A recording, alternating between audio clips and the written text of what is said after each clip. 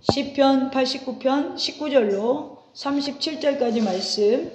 그때에 주께서 환상 중에 주의 성도들에게 말씀하여 이르시기를 내가 능력 있는 용사에게는 돋는 힘을 더하며 백성 중에서 택함을 받은 자를 높였으되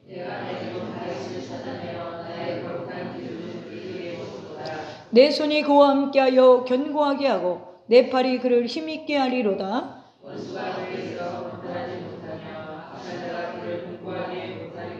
내가 그의 앞에서 그 대적들을 박멸하며 그를 미워하는 자들을 치려니와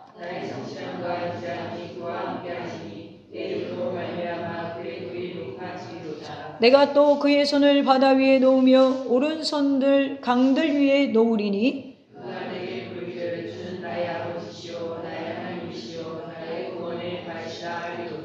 내가 또 그를 장자로 삼고 세상 왕들에게 지존자가 되게 하시며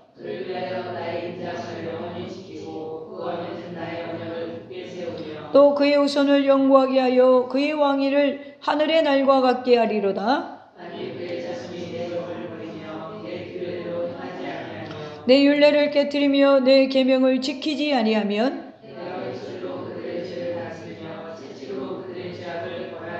그러나 나의 인자함을 그에게서 다 거두지는 아니하며 나의 성실함도 패하지 아니하며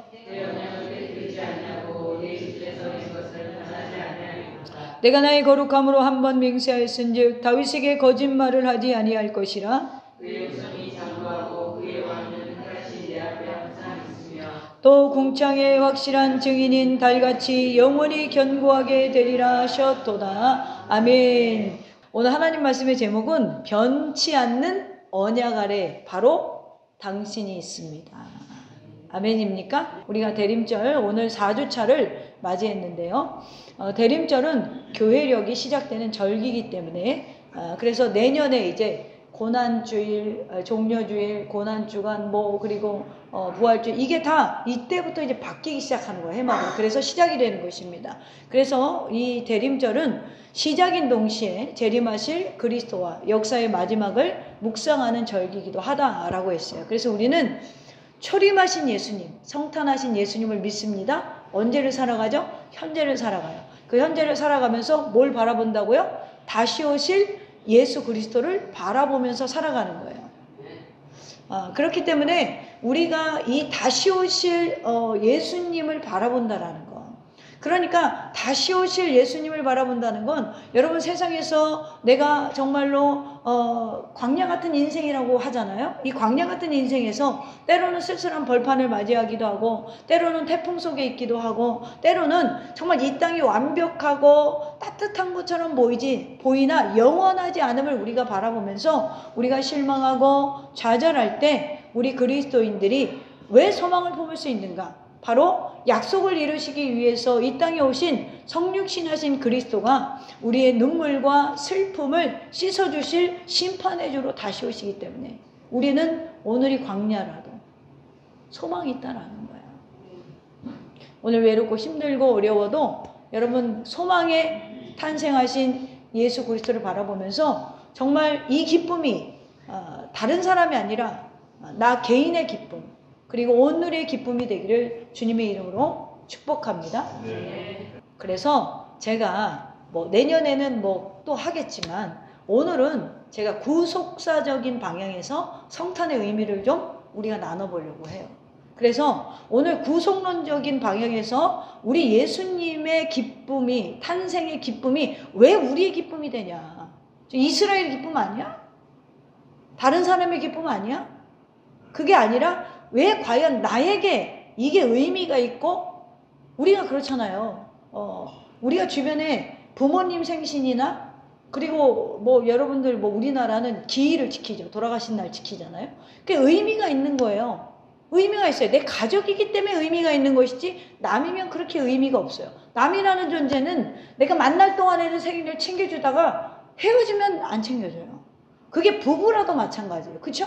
부부로 지낼 때는 생일이고 다 챙기다가 이제 님이라는 글자에 저만 얼 찍고 남이 되면 생일은 생일만 생각하면 원수가 생각이 나잖아요. 그렇게 그 인간관계는 그래요. 근데 내 혈육이나 내 피부치는 그게 기념이 된다라는 거죠. 그런데 여러분 예수님의 이 탄신일이 왜 우리에게 그러면 기념이 되고 우리가 왜 지켜야 되고 이날 왜 기뻐해야 되고 왜 우리가 사랑을 나눠야 되는지에 대해서 저는 오늘 좀 생각을 해보려고 그래요. 성경이 무슨 책이냐? 한마디로 하면 약속의 책이에요.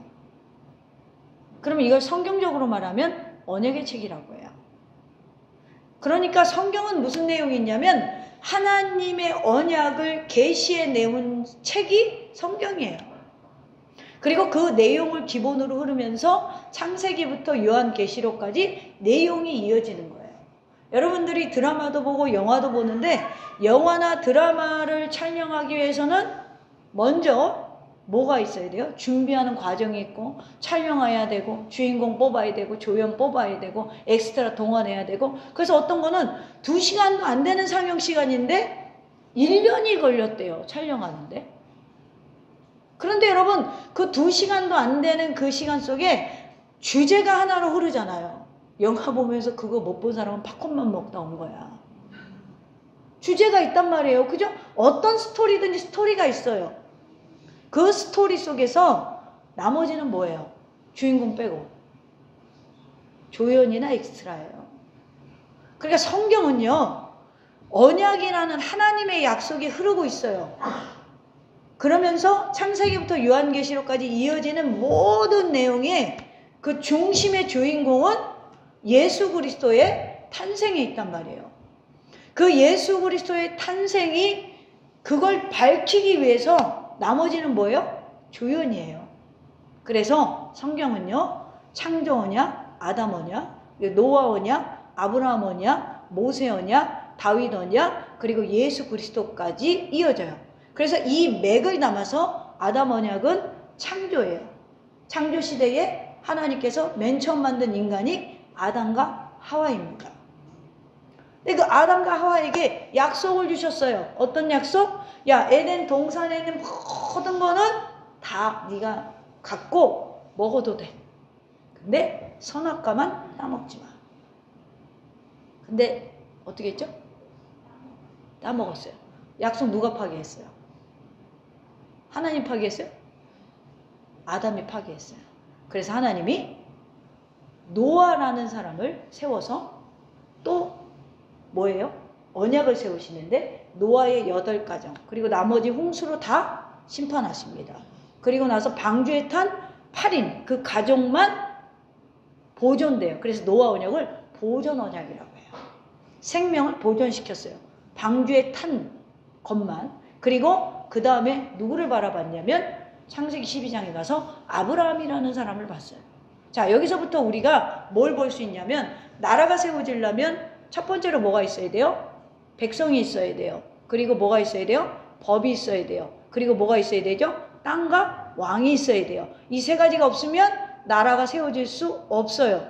그러고 나서 이제는 뭐 영원한 나라가 세워져야 되잖아요. 누구를 통해서? 다윗을 통하여서 영원한 나라를 세우시겠다고 해요. 그 영원한 나라를 세우시겠다는 개념은 예수 그리스도를 다윗의 후손으로 나게 하시겠다는 거예요. 그러니까 다윗의 언약은 뭐예요? 언약의 내용은 왕국 언약이에요. 내가 너의 혈통을 통하여 왕국을 세우겠다. 그리고 예수 그리스도는 그 언약을 완성하라고 오셨어요. 자, 아담 언약은 누가 깨뜨렸다고요? 아담이 깨뜨렸어요. 노아 언약은 누가 깨뜨렸어요? 또 인간이 창세기 11장에 가면 바벨탑을 쌓아요. 바벨탑을 쌓아서 인간이 또 뭐예요? 언약을 깨뜨렸어요. 그리고 아브라함도 그리고 모세도 율법을 누가 지키지 않았죠?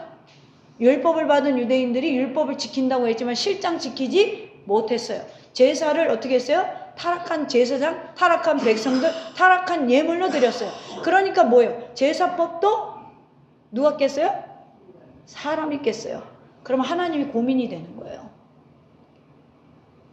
내가 인간을 구원하기 위해서 인간을 창조했는데 그러면 저 인간을 어떻게 구원하지?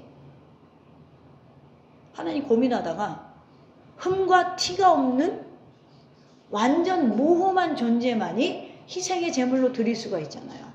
그래서 그 고민에서 직접 성자 하나님이 이 땅에 피조물 가운데 오신 사건을 우리가 성육신, 바로 예수님 탄생을 기념하는 날로 우리가 정한 거예요. 그러니까 여러분, 예수 그리스도는 인간을 구원하시기 위한 하나님의 열심으로 약속을 이루시기 위해서 오신 결과예요. 할렐루야.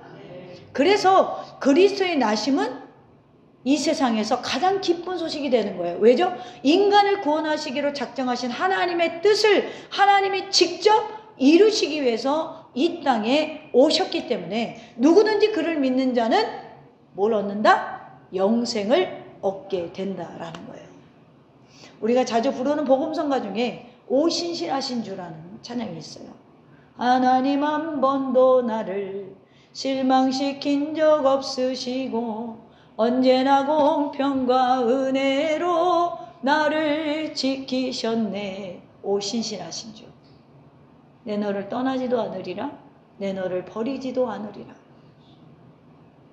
여러분, 하나님은 항상 우리 곁에 계신 줄로 믿으시기를 바랍니다. 지금 여러분들이 하나님 앞에 나온 게 그냥 우연인 것 같아도 여러분 한 사람을 하나님 앞에 나오기 위해서 하나님은 보이지 않는 이 세계에서 얼마나 많은 일들을 지금 하셨는지 몰라요. 오늘 본문이 담긴 시편 89편의 주제는 바로 이 언약 중에서 다윗과 하나님이 더불어 맺은 언약을 상기시키는 내용이에요. 그래서 이 본문에는 하나님의 인자하심과 진실하심 그리고 언약이 다루어지고 있습니다. 특별히 하나님께서 다윗을 택하셔서 기름을 부으셨기 때문에 그를 보살피고 인도해 주신다는 확신과 소망이 넘치고 있어요. 그리고 언약이 신실하신 하나님께서 다윗에게 언약하신 대로 이스라엘의 영원한 보호자가 되어주시기를 간구하며 그 하나님께 찬양을 드리는 내용입니다. 그렇습니다. 하나님은 약속에 신실하세요. 다윗에게 하신 약속을 기억하셨다가 그의 후손과 예수님의 탄생으로 약속을 이루셨습니다. 그렇다면 다윗에게 하신 약속이 왜 우리에게도 허락이 되고 다윗에게 하신 약속이 왜 우리가 포함이 될까요? 왜 우리가 성탄의 기쁨이 우리의 것, 우리의 구속을 바라볼 수 있게 되었을까요? 저는 어렸을 때 교회 가면 기쁘다 구주 오셨네. 그게 하나도 안 기쁘더라고. 왜냐하면 예수님 탄생이 나랑 뭔 상관이 있다고 기뻐. 그렇지 않아요? 여러분 기쁘세요? 뭐가 기쁜데요? 구체적으로 얘기해봐요. 아마 대한민국 성도들 중에 기쁘다 구주 오셨네 갔는데 교회에서는 기쁘대요. 아기 예수님 탄생한 게 기쁘대. 근데 진짜 기쁨을 누리는 사람은 별로 없어요. 내가 이래봬도 3세째 예수 믿고 있는데 기쁘질 않더라고. 왜냐면 이게 먼 나라 얘기인 것 같고 남의 나라 얘기인 것 같고 실질적으로 나는 지금 곤고하고 되게 힘들게 살아가고 있는데 뭐 그게 기쁘다고 해서 교회에서 성탄절에 목도리 하나 준다고 그게 기쁨이 되냐고. 그러니까 그거 자체도 기쁨이 안 되는 거예요. 근데 왜 여러분 성탄이 우리의 기쁨이 될까요? 오늘 본문을 보면 첫째로 다윗에게 하신 약속을 알아야 돼요. 자, 성경을 보면 하나님이 당신의 백성을 택하시고 또 자기 백성과 약속을 하십니다. 자, 순서가 이렇게 돼요. 하나님이 택하세요. 그리고 자기 백성과 약속을 하세요. 다 똑같아요, 누구나. 제가 하나님을 택한 게 아니고 하나님이 저를 택한 거예요. 엄밀히 말하면 자격이 없는데도 불구하고 대등한 관계로 약속을 해주시는 거예요. 여러분, 우리가 결혼을 할 때 아무리 상대방이 찢어지게 가난해도 상대방이 둘 중에 하나가 아내가 됐던 남편이 됐던 사회적 지위와 그리고 부와 명성을 가지고 있다면 결혼한 순간 어떻게 돼요? 동등해져요. 할렐루야. 바로 이런 거예요. 하나님이 정말 우린 자격이 없는데 택하셔서 하나님과 뭐요? 정말 자격이 없는 사람인지도 불구하고 이 대등한 관계로 약속을 해주신다라는 거예요.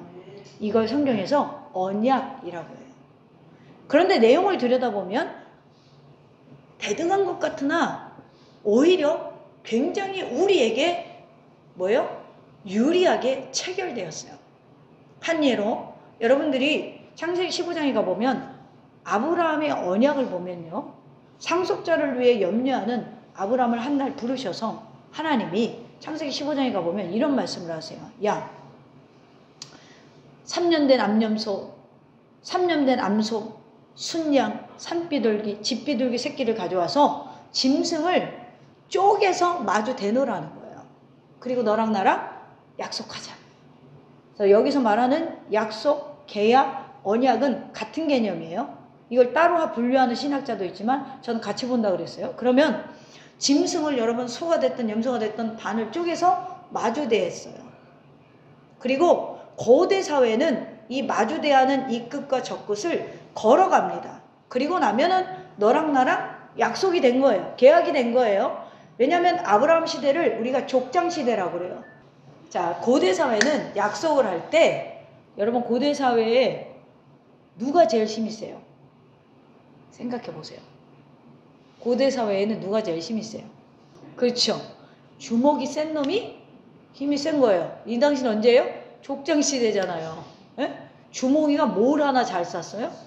싸움을 잘했는데 뭘 잘 쐈어요? 활을 잘 쐈잖아요.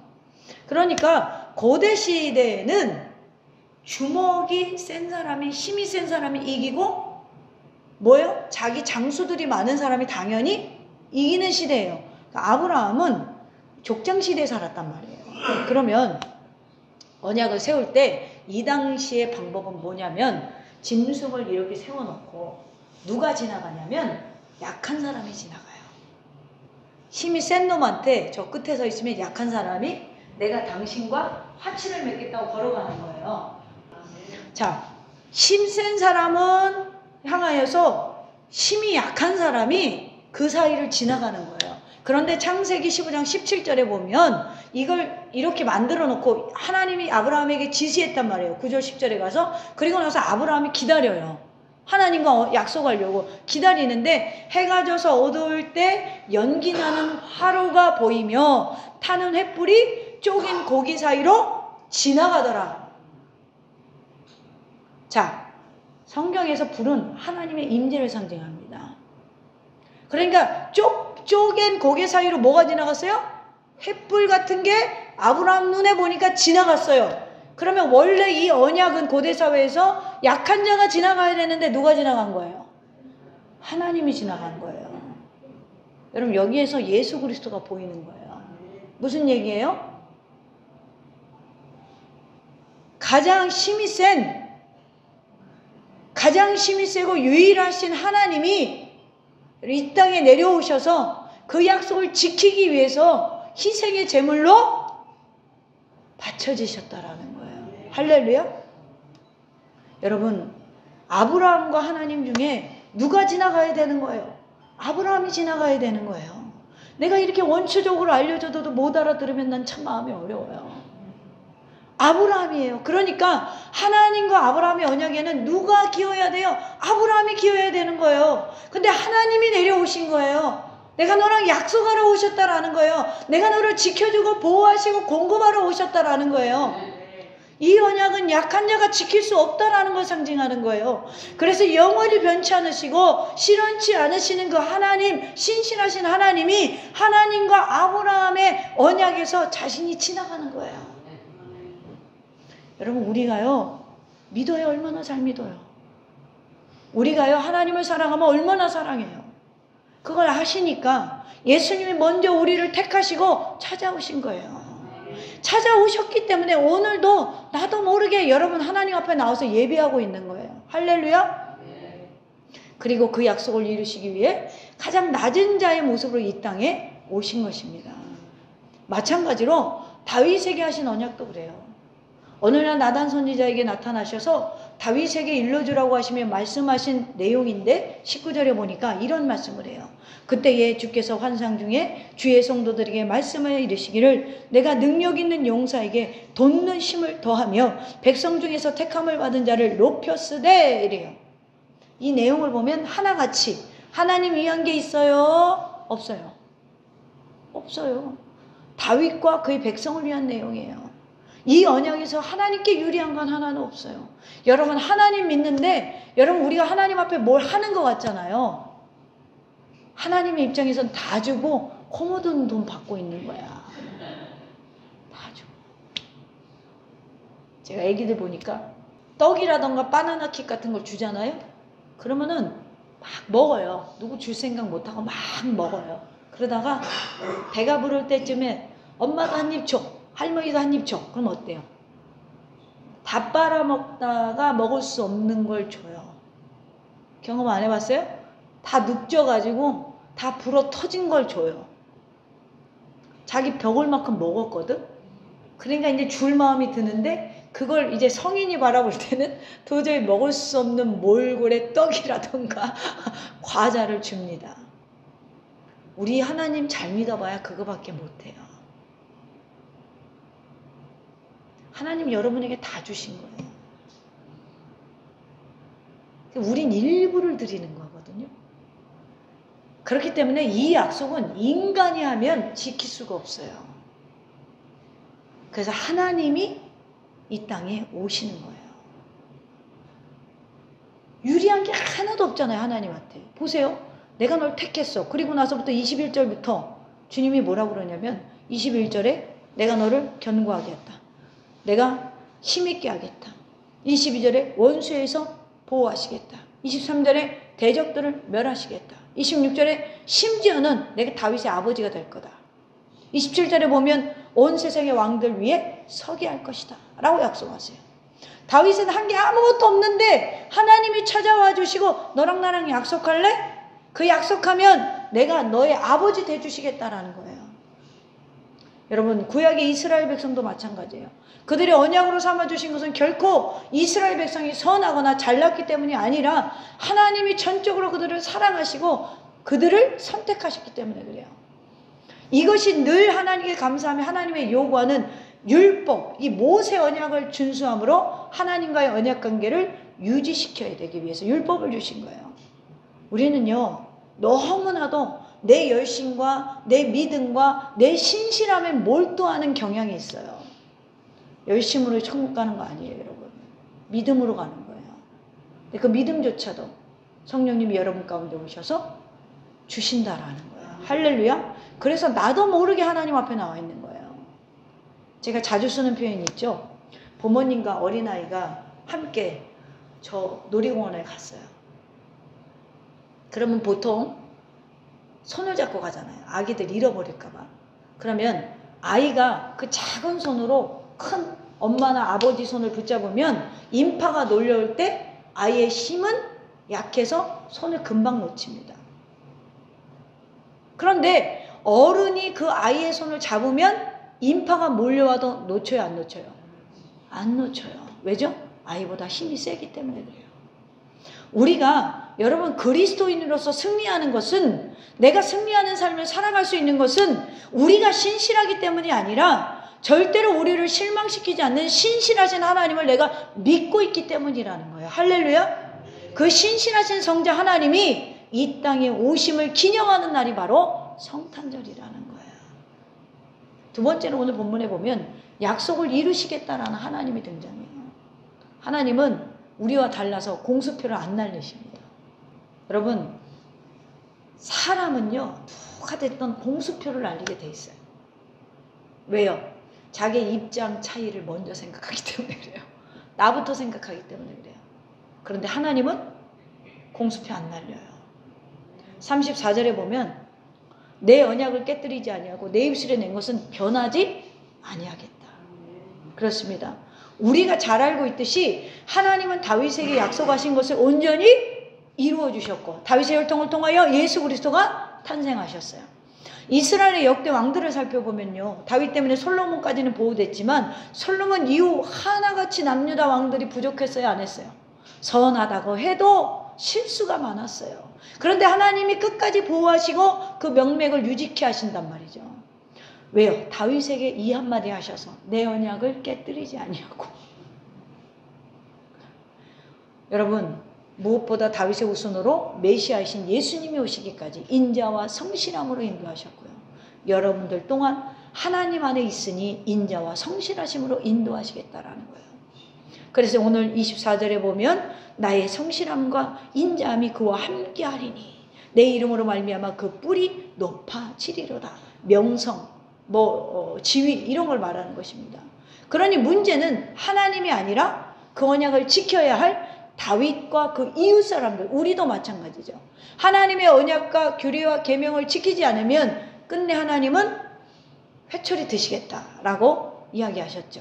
사무엘 하 7장이 다윗 언약장이에요. 근데 사무엘 하 7장 14절에 가보면 이런 얘기가 있어요. 나는 그에게 아버지가 되고 그는 내 아들이 되리니 그가 만일 죄를 범하면 야 다윗아 내가 네 아들도 내가 아버지 돼주겠다. 내 아들이 되겠다. 그러나 만일 그가 죄를 범하면 내가 사람의 매와 인생의 채찍으로 징계하겠다라고 사무엘하 7장 14절에 말씀이 있어요. 너의 아들도 내가 아버지 되어줄 거야. 그러나 그가 죄를 지으면 나는 인생의 채찍으로 징계하겠다. 특별히 오늘 본문 26절에 보면 그가 내게 부르기를 주는 나의 아버지시오 나의 하나님이시오 나의 구원의 바위시로다. 하나님은 다윗과 특별한 관계를 맺었잖아요. 하나님께서 다윗에게 아버지 되시겠다는 거예요. 다윗이 왕위에 오를 때 하나님의 아들이라 칭해질 것이라는 언약적인 표현입니다. 여기에 나의 하나님, 나의 구원의 바위. 여러분 바위는요 힘과 영속성을 상징하는 거예요. 이미 나의 아버지, 나의 하나님, 영원히 나의 아버지라는 거예요. 이런 관계는 다윗에게 믿음과 순종을 요구하고 여러분 끝까지 당신의 자녀로 삼아주시겠다라는 약속입니다. 그리고 27절에 내가 또 그를 장자로 삼고 이 장자는 다윗 가문의 다윗을 첫 번째 사람으로 꼽겠다라는 거예요. 하나님 장자인 다윗은 세상의 왕들에게는 지존자가 될 것이다 라고 말하고 있고 28절로 29절에 보면 그를 위하여 나의 인자함을 영원히 지키고 그와 맺은 나의 언약을 굳게 세우며 또 그의 후손을 영구하게 하여 그의 왕위를 하늘의 날과 같게 하리로다.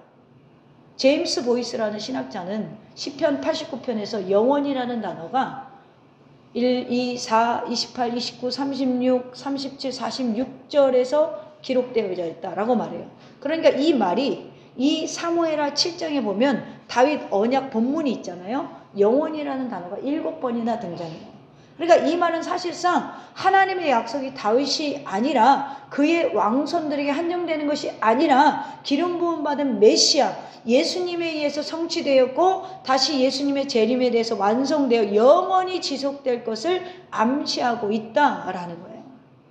다윗 언약에서 말씀하신 하나님의 약속은 너무나 확고하고 이것은 전적으로 하나님의 신실하심에 관한 거예요. 그렇기 때문에 하나님은요 징계에도 신실하세요. 이스라엘 민족이 잘못할 때마다 주변 국가를 사용하셨잖아요. 그가 만일 죄를 범하면 내가 사람의 매와 인생의 채찍으로 징계하려니와. 여러분 인생이 언제부터 공고해졌죠? 창세기에 보면 아담과 하와가 선악과를 따먹고 두려움으로 하나님을 피해요. 그전에는 하나님 피하지 않았어요. 자신들의 부끄러움을 몰랐으니까. 그리고 나서 하나님께서 뭐라고 하십니까? 에덴 동산에서 쫓아내면서 남자에게는 땀을 흘려 일해야 된다는 거예요. 그리고 여자에는 해산하는 고통을 주십니다. 그러니까 인생에 어디서부터 아픔이 오고 여러분 질고가 와요. 죄를 범함으로 온 거예요. 하나님과의 언약을 깨었기 때문에. 그러면 이게 회복이 되려면 우리가 어디에 들어가야 돼요? 언약 안으로 다시 들어가야 돼요. 그 언약은 신약 시대를 살아가는 우리에게는 너무나 쉽습니다. 예수님 믿으면 돼. 예수님 믿으면 되는 거예요. 주님은 계속해서 이 인생을 돌이키기 위한 회초리를 인류에게 드셨어요. 그래서 그 내용을 시인이 기록한 것입니다. 그래서 30절 31절에 보면 만일 그의 자손이 내 법을 버리며 내 규례대로 행하지 아니하며 내 율례를 깨뜨리며 내 계명을 지키지 아니하면 내 법을 버린다는 건 배교를 말하는 것이고 율례를 깨뜨린다는 건 하나님의 말씀을 평범하고 가치 없는 것으로 만든다라는 거예요. 여러분 다윗의 자손의 왕들은 하나님의 법을 버렸고 율례를 깨뜨렸고 우상에게로 기울여집니다. 그래서 32절에 내가 회초리로 그들의 죄를 다스리며 채찍으로 그들의 죄악을 벌하리로다. 그래서 하나님은 신실하기 때문에 징계 또한 신실하게 주셨어요. 그러나 하나님의 이 징계는 하나님이 이스라엘을 버리거나 화가 나가 아니에요. 당신의 언약의 자손들이기 때문에 언약의 자리로 돌아오면 반드시 다시 회복시켜 주셨어요. 왜냐하면 하나님은 어제도 오늘도 심지어 내일도 인자함과 성실함을 거두지 않으실 우리에게 신실하신 분이기 때문에 그래요. 그래서 33절로 34절에 보면 그러나 나의 인자함을 그에게서 다 거두지 아니하며 나의 성실함도 패하지 아니하며, 참 이 마음을 보면요, 하나님은 참 대단하신 것 같아요. 왜 그러냐면 여러분, 우리 그렇잖아요. 우리가 이 자녀랑 부모랑 싸우면 누가 이겨요? 대부분이 자녀가 이겨요. 왜 그래요? 부모가 더 자식을 사랑하기 때문에 그래요. 이성관계도 마찬가지예요. 저 사람이 되게 잘못하는데도 끝까지 용서를 할 수 있는 바탕은 사랑하기 때문이거든요. 여러분, 사랑하지 않으면 용서가 잘 안 돼요. 제가 하는 말이란 늘상, 그래서 사람은 제가 목회하면서 이해가 안 되는 사람을 이해해 보려고 무단히 노력을 했는데 이해가 안 되는 거야. 이해 안 되는 짓만 하니까. 그래서 포기했어, 이해하는 걸. 그리고 이제 뭘로 바꿨냐면 성경을 보니까 여러분, 사람은 사랑할 대상이지 이해할 대상이 아니라는 거예요. 예전에 우리 어머니랑 아버지랑 싸우면 우리 아버지가 화가 나가지고 그 왜 옛날 말로 풀방울이 드나듯이 드나든다고 그러죠. 왔다리 갔다리 왔다리 갔다리 해요. 왜 왔다리 갔다리 하게요? 도망갈까 봐. 그러니까 못 나가는 거야. 성질은 부려놓고 못 나가. 그리고 도로 들어와. 지금 일 나가야 되는데 또 들어와. 그러면은 저희 어머니가 그래요. 나가. 일 나가. 내가 예수님 버리면 당신 버려. 근데 나 예수님 안 버리니까 당신은 안 버려. 그러니까 사람은 이렇게 이해 안 되는 짓을 해도 사랑이 근거하면 뭐가 돼요? 용납이 돼요. 그러니까 우리는 인간관계에 있어서 제일 필요한 건 이해가 아니라 사랑이에요. 여러분, 제가 우리 하나님이 우리를 사랑하시기 때문에 여러분들이 꼭 열왕기 상하를 읽어보세요. 인간이 이해 안 가는 인간이 거기 다 있어. 그렇게 하나님이 사랑을 줘도 계속 배신해, 하나님을. 어떻게 그렇지? 우리 그러잖아요. 너무 잘해준 사람한테 어떻게 그래? 내가 어떻게 했는데? 하나님이 그러셔야 되는데 계속 사랑해. 성실하게 그들 끝까지 붙들고 계시는 거예요. 왜 그래요? 하나님이 우리를 더 사랑하시기 때문에 그래요. 너무너무 사랑해서 이 땅에 기어코 내려오시잖아요. 제가 일부에도 질문 하나 안 그랬어요. 제가 여러분들한테도 질문할게요. 하나님 약점이 있어요, 없어요? 약점이 있어요. 뭐게요? 거짓말을 못해요. 거짓말을 못해요. 그러니까 하나님한테 약속만 받아놓으면 망고 땡이야. 왜? 하나님 약속을 지키는 분이지 깨질 못하세요. 보세요. 제가 앞에 계속 그 뭐예요? 구속사적인 언약 얘기했잖아요. 누가 다 깼어요? 사람이 깼어요. 하나님은 깬 적이 없어요. 어느 순간부터 거짓말 못하는 게 약점이 되는 세상에 살아가고 있어요, 우리가. 그렇지 않아요? 오늘 35절에 보면 내가 나의 거룩함으로 한 번 맹세하였은즉 다윗에게 거짓말을 하지 아니할 것이라. 할렐루야. 반드시 끝까지 변치 않고 지켜주시는 하나님, 이 약속은 오늘 예수님 믿는 모든 인생들에게 하시는 말이에요. 그래서 사도 바울이 로마서 8장 1, 2절에 보면 그러므로 이제 그리스도 예수 안에 있는 자에게는 결코 정죄함이 없나니 이는 그리스도 예수 안에 있는 생명의 성령의 법이 죄와 사망의 법에서 너를 해방하였다. 여러분, 로마서 8장 14절 17절에 보면 여러분, 우리가 아빠 아버지라고 부르줄 수 있는 것은 양자형을 받았으므로, 우리가 뭐예요? 하나님이 우리를 이방인이지만 우리를 성령을 통하여 받아주셨다라는 거예요. 그래서 17절에 보면 성령이 친히 우리의 영과 더불어 우리가 하나님의 자녀인 것을 증언하시나니 자녀이면 또한 상속자 곧 하나님의 상속자이시다. 사랑하는 도심의 가족 여러분, 오늘 여러분의 성탄은 어떤 의미예요? 여러분을 하나님의 자녀로 입적시키기 위해서 이 땅에 오신 거예요. 할렐루야. 그 하나님 믿기만 하면 영생을 보장해 주시겠다는 거예요. 난 너희를 절대 먼저 버리지 않겠다는 거예요. 그 약속을 지키시겠다고 오늘 그 빛나고 높은 보좌를 버리시고 이 낮고 낮은 땅에 오셔서 인생 중에서도 인간의 기준으로는 가장 흠모할 것 없는 모습으로 이 땅에 오신 그 예수님의 마음, 나를 위하여 길을 나서는 그 마음.